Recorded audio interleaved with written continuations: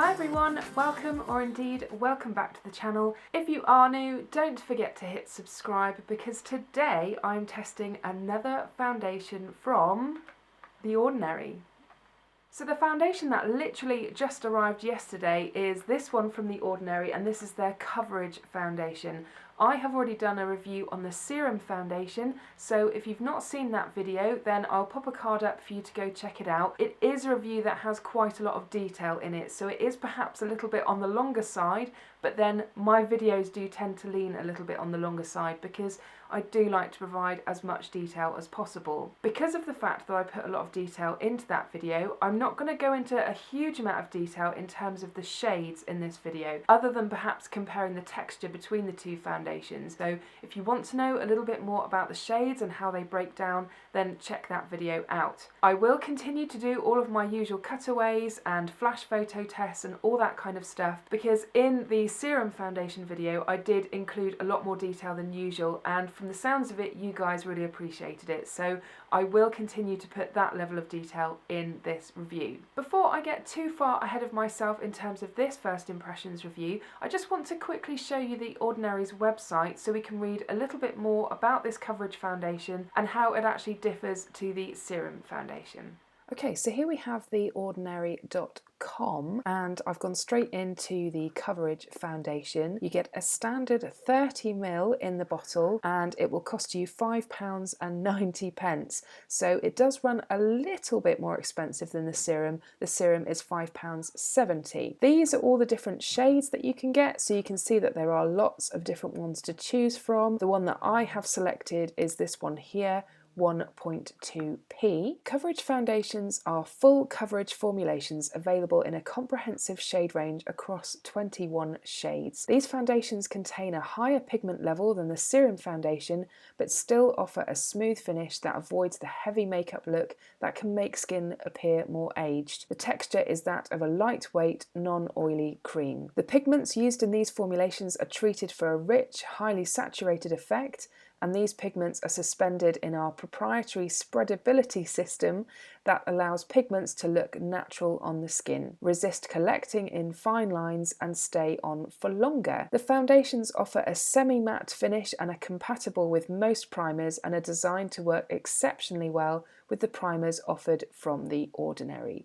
So there are actually a lot of similarities when it comes to both the Coverage and the Serum foundation. It's just essentially the Coverage foundation has a higher level of pigment. So let's get this one cracked out. It's literally just arrived yesterday. I've been so busy I've not even swatched this one yet. I have brought along the Serum version as well, just to do some very quick comparison swatches, but I will include some pictures of swatches I'll do separately as well. If you saw my review of the Serum foundation, it is very liquidy, it's very water-like in texture, and one of the decisions they made was to replace the dropper applicator with a pump.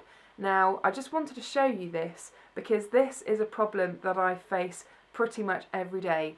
Maybe it's me just being a bit slack and not wiping it off or what, I don't know, but I just wanted to show you because it is very watery and liquidy and it does drip out. So I think I would have actually preferred to have the pipette dropper instead of this.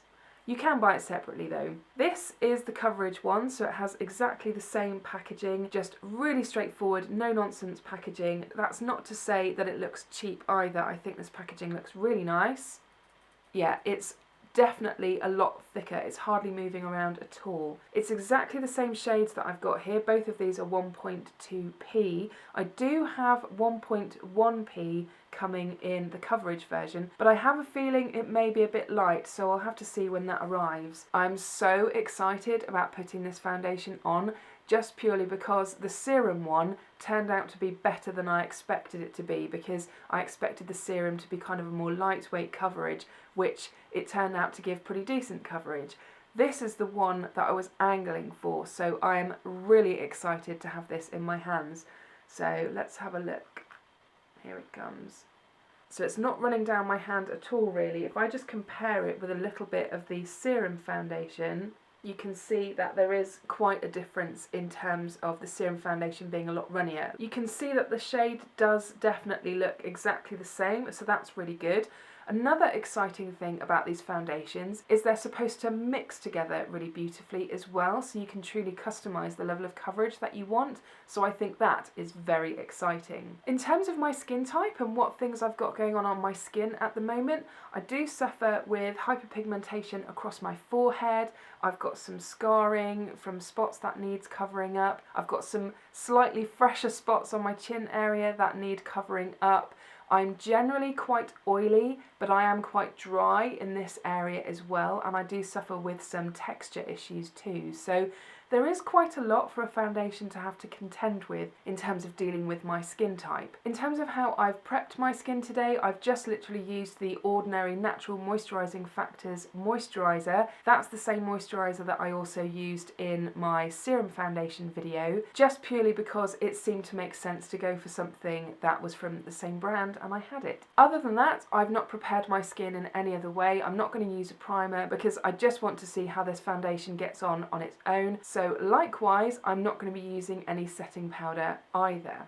The last thing worth mentioning before I get this on my face is I generally have two different application methods on my face just to see if it makes any difference. I've got my Zoeva 104 buffing brush and I also have a sponge here. This is a L'Oreal sponge. My beauty blender sadly died quite a while ago and I just haven't got around to replacing it. But I have actually been quite liking using this one. So that is enough of the upfront information. Let's get you zoomed in a little bit and we'll pop some on my face.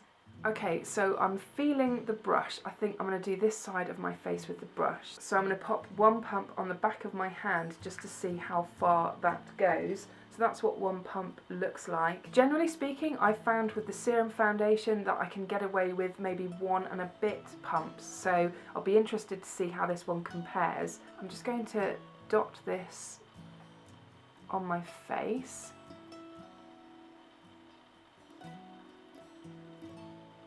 And I will get buffing.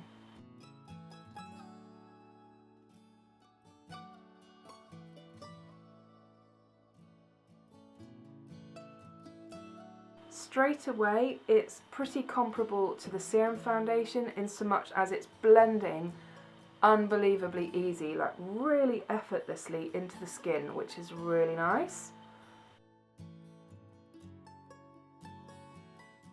I do tend to bring foundation quite far down my neck because I do have a lot of issues that need covering there, so I'm just going to pop a bit more here.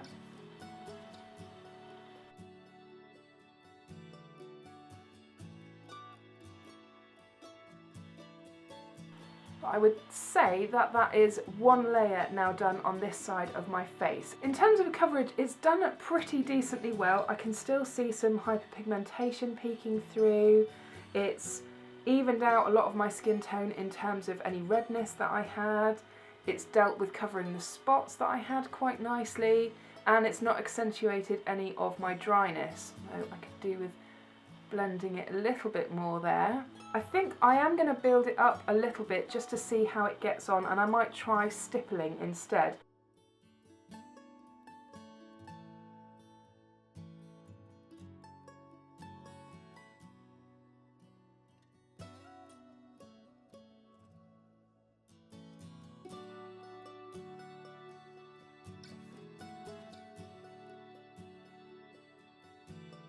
Okay, that is all of what I had on the back of my hand gone now.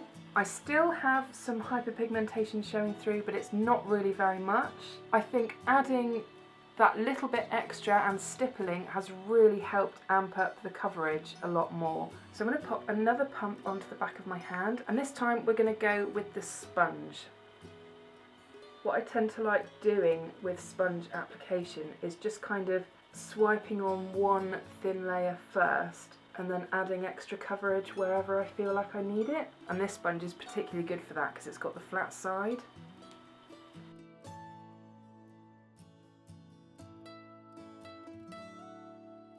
I also find that it makes application quite a bit quicker as well.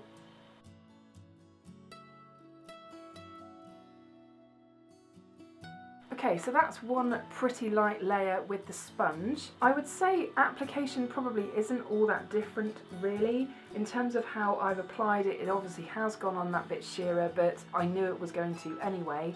So I'm just going to bounce in the rest of that pump using the other end of the sponge.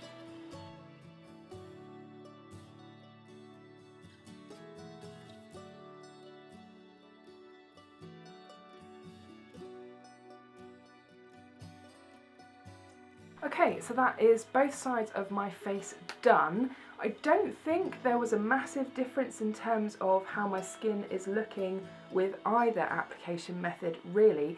I have found with the Serum foundation I've actually been preferring using a brush just because it's so quick and it just blends really quickly. So I'm probably going to say that that's the application method that I'd continue to use for the coverage foundation as well, because it does blend really nicely. What I will do, I will quickly pop on the rest of my makeup and I will come back in a second and we'll just see how it's sitting and feeling and all that kind of stuff. Okay, I am excited. I think this could be the one. As much as I love the Serum foundation, it obviously doesn't provide quite as much coverage as the coverage foundation because of the fact that this does have more pigment to it. In terms of how it's looking and feeling, it definitely feels more heavyweight than the Serum foundation. You do notice that you've got something on your skin, but that's not to say it's not comfortable. It is very comfortable. So that's not necessarily a bad thing, it's just slightly more noticeable. I did have to add some extra concealer just to this part of my under eye area where I do still look a little bit dark. I've also added a little bit over this scar that I had here that was quite red because that was still peeking through, and a little bit over the spots that I had on my chin, but it really wasn't very much. So if you're expecting quite a high level of maybe full coverage out of this, I'm not sure if you would necessarily get it.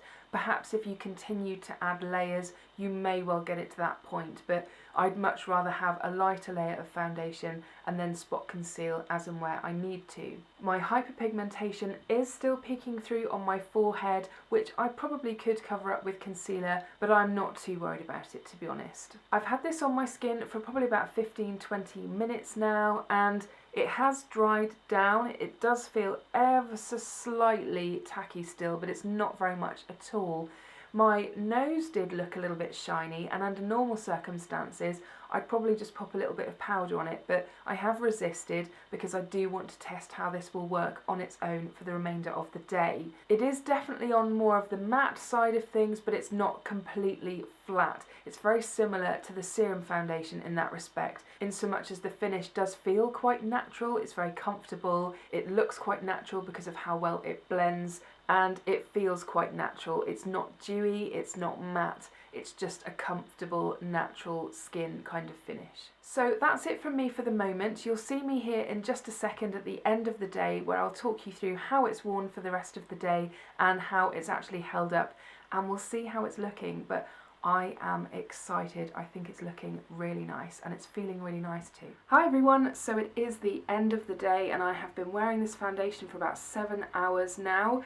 I've had quite a busy day, largely editing this footage because I wanted to try and get it up as quickly as possible. It's been a really miserable rainy day today, although we did have some lovely sunshine earlier, so that was quite nice. But most of the afternoon it's just been raining really heavily, so I haven't really looked in the mirror very much at all, so I don't know what's going on. So let's get the glasses off and just assess this situation. So straight away, exactly the same with the Serum foundation. I am really rather oily. I'm oily pretty much everywhere, which is not all that unusual for me. I am an oily skinned person, but I didn't actually prime my skin at all or use any powder. Just like with the Serum foundation, even though I've gone pretty oily, it doesn't seem to have broken the foundation down at all, which is absolutely fantastic. It would just be a case of maybe blotting and touching up. So really happy about that. In terms of the coverage, I think it's still looking absolutely fantastic. It's hung in there really well.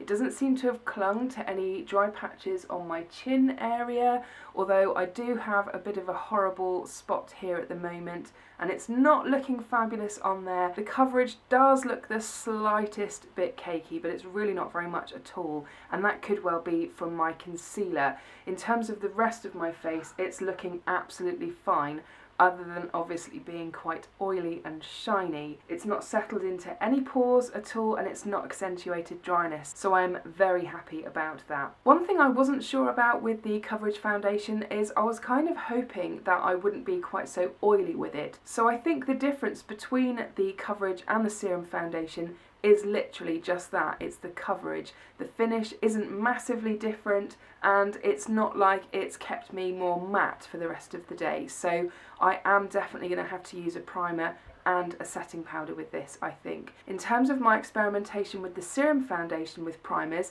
it is a tricky one to match, or at least it has been in my experience so far. I have tried quite a few of the primers that I've got. Just using powder isn't enough. I still get oily with it. So I know that I am going to have a little bit of a battle on my hands with trying to sort out the oily situation. So if you're oily skinned, that is definitely something to be aware of, because obviously when I filmed the serum foundation video, I had high hopes that just slapping on any old mattifying primer would work for me. Well, I can tell you now, it doesn't, or at least it doesn't in my experience, so you will have to play around and try and get the right combination. Of course, not forgetting getting the right moisturiser too, because it is quite a cocktail when you have oily skin of trying to find the right products that are going to help control your oils without completely deadening your skin. So oily skinned girls, I know the battle well, I know it's hard. So I am probably going to have the same struggle with this one by the looks of it, in terms of trying to combat that oiliness. But because of the fact that it's not broken down at all, I'm pretty confident that you would just be able to blot and touch up and it wouldn't be too much of an issue, because it has felt like I've only really been quite shiny and oily for the latter part of the day, maybe in the last couple of hours, so it did pretty well for about 4 or 5 hours without that feeling. All in all, like the serum foundation, I think this is absolutely fantastic. And I do actually really like both of them. I think they will both come into their own depending on how much coverage I want.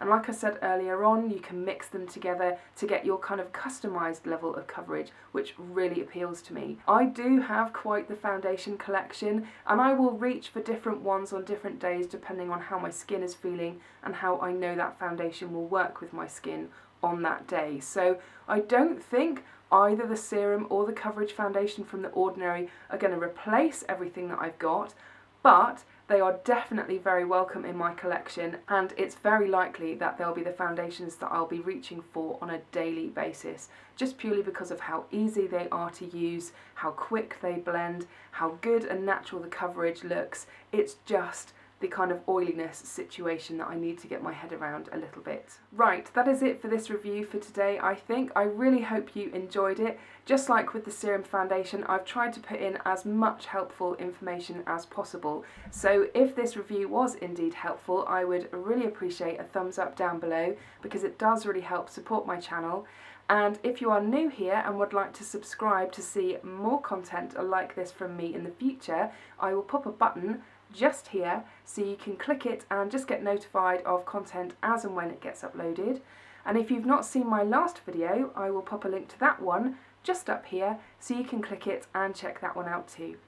Anyway, I hope you're all really well, and I will see you again soon. Bye!